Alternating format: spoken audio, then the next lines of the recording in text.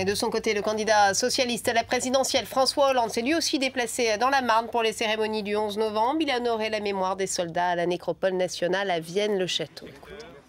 Il faut garder toutes les célébrations nationales et rappeler ce qu'elles signifient de notre histoire comme moment de mémoire collective et en même temps pouvoir aussi avoir une parole rassembleuse à l'égard de tous ceux qui sont morts pour la France. Je ne suis pas pour qu'il y ait un seul jour qui finalement reprendrait toutes les célébrations nationales. Il faut garder à chaque moment le souvenir de ce qu'il marque pour notre histoire.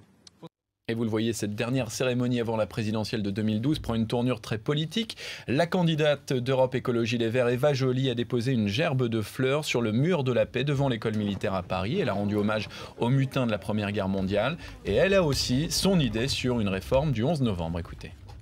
Je veux remettre les citoyens au centre aussi de la mémoire collective. Et c'est aussi le sens de ma présence ici aujourd'hui.